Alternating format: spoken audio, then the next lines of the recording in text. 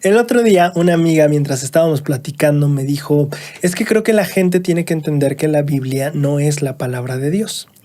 Y dije, caray, a ver, explícame cómo está eso, por favor. Y creo que al principio me sonó bastante fuera de lo que esperaba escuchar de ella, ¿no? La frase, la Biblia no es la palabra de Dios, no esperaba que viniera de ella. Pero conforme me explicó y conforme he meditado el asunto, creo que tenía más razón de la que creí que tenía al principio. Y te voy a explicar por qué. Cuando nosotros llegamos a esta parte del libro de Josué y empezamos a leer de las conquistas y de las guerras y de todo esto, llegan algunas partes donde sí es bastante fuerte el tipo de conquista que se lleva a cabo. Por ejemplo, cuando Josué y su ejército se enfrentan a los 5 reyes, al final los reyes huyen cuando pierden y se esconden en una cueva.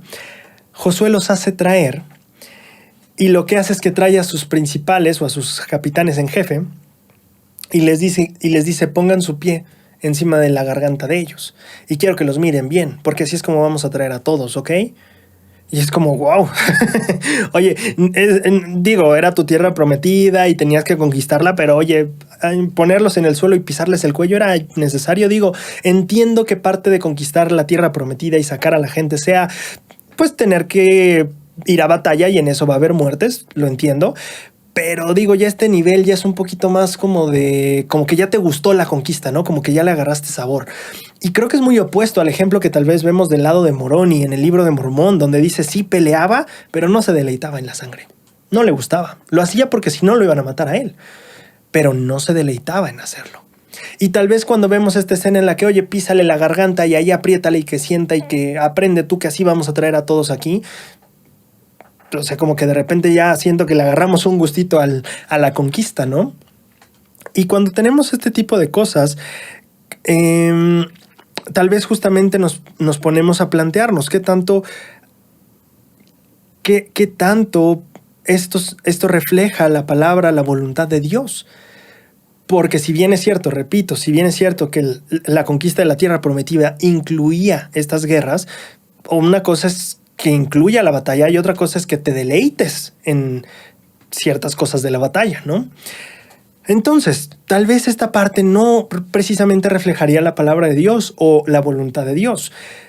Pero alto, ¿no me acabas de decir, Braulio, hace unos minutos en esta otra parte del video que las escrituras son la voz pregrabada del Señor?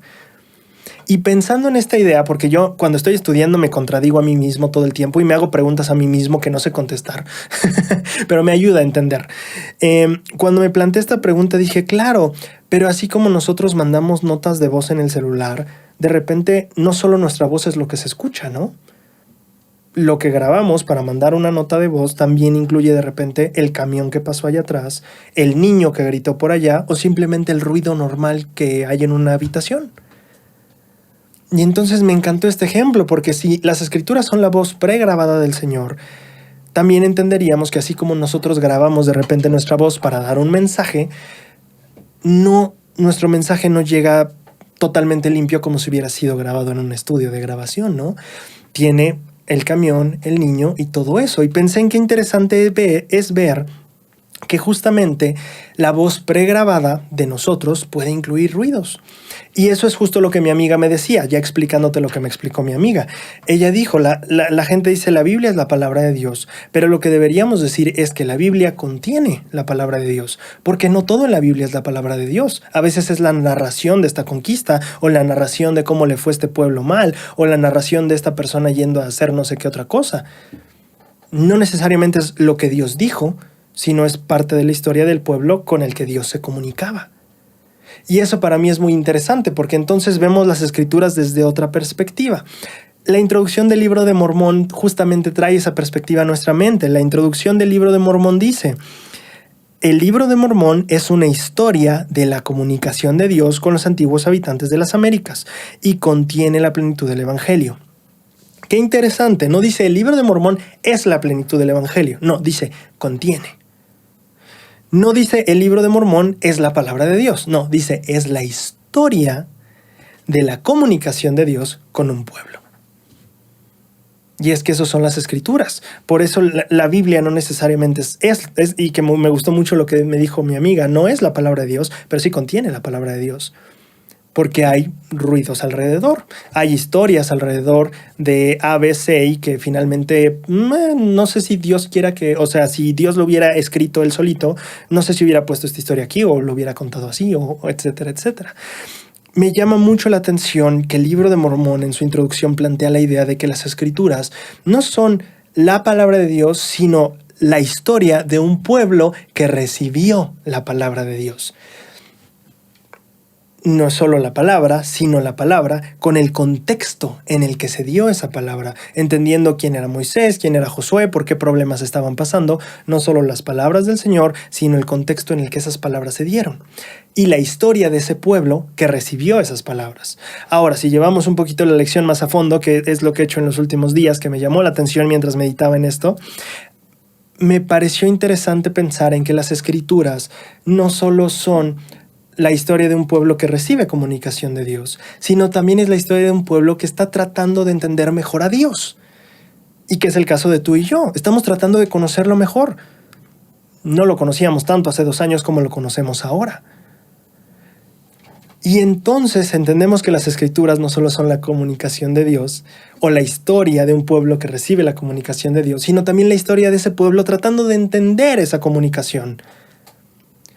Y aparte, esas son 2 capas, pero hay una tercera capa que he meditado en estos últimos días. También es la historia de este pueblo tratando de entender su existencia, tratando de entender su alrededor y cómo rayos interpreto todo lo que está pasando. Y eso lo podemos observar muy bien en esta parte en la que justo en Josué vamos a leer una parte donde dice que el sol se detiene. Si nosotros leemos el manual de instituto, en esa parte dice que no es que el sol se detuviera, sino que la tierra deja de girar.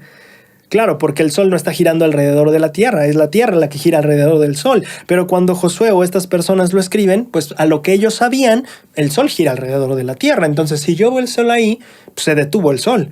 Ni idea que era la tierra la que se hubiera detenido. Entonces las escrituras no solo vienen a ser la palabra de Dios o la historia de la comunicación que Dios tiene con un pueblo, sino también la historia de ese pueblo tratando de entender esa comunicación y aparte la interpretación de ese pueblo tratando de entender su contexto y lo que está pasando a su alrededor. Y entonces entendemos por qué en la nota de voz pregrabada de Dios, llamada Escrituras, hay de repente otros ruidos y otras cosas que decimos, oye, esto no sé si Dios está de acuerdo con esto. Pues no, porque las escrituras no son literalmente lo que Dios mandó escribir y estaba dictando parte por parte, sino la historia de un pueblo que recibía comunicación de Dios y trataba de entender a Dios mejor y trataba de entender su alrededor. Y conforme mejor entendieron, también las cosas iban teniendo más sentido para ellos y para la comunicación que ellos tenían con Dios. Y lo mismo nos pasa ahora en la modernidad. Quiero que, de hecho, esto es muy interesante porque justo podríamos tener el enfoque de decir, mira, ahí mataron a estas personas, este pueblo era así, era machista, era racista, lo que sea, y es como, ese no es el pueblo de Dios. Esa puede ser una postura, pero la otra postura es justo la que el Señor nos da en las Escrituras. Esta es una iglesia viviente. Y como un ser viviente, crece, madura. Por supuesto, si te comes una fruta antes de que esté lista, te vas a ver así como...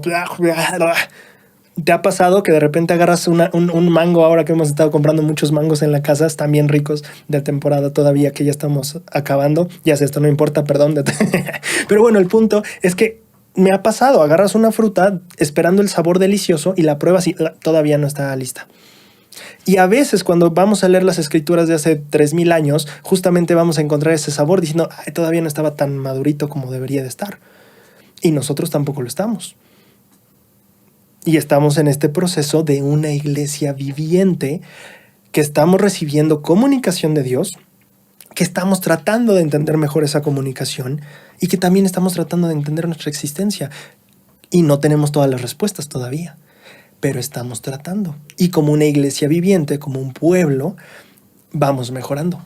Y esto para mí es emocionante, a nivel social, a nivel nacional, a nivel de iglesia y a nivel personal. Estamos mejor. Claro, hay cosas que todavía hay mucho que arreglar, pero si volteamos, y esto es bonito justamente, volteas hacia el pasado y dices, wow, sí había muchas cosas que mejorar todavía, ¿verdad? Sí. Y afortunadamente las hemos Bueno, afortunadamente no. Por esfuerzo y por ayuda de Dios lo hemos mejorado. Y vamos a seguir haciéndolo. Me encanta ver en esta perspectiva las escrituras diciendo, las escrituras no son solo el testimonio no solo es la palabra de Dios, sino es la historia de un pueblo que trataba de entender a Dios. Y al contrario de que podríamos tener la postura de, mira, ahí está, ese pueblo no es de Dios, podríamos tener la postura de decir, no, sí, pero esto es evidencia de que cuando Dios tomó un pueblo, ese pueblo no es perfecto. Cuando Dios tomó una persona para elevarla, esa persona no es perfecta. Las escrituras, en esta parte tal vez más arcaica, más brutal, justamente serían un testimonio de cómo como iglesia viviente hemos progresado. Y lo vamos a seguir haciendo.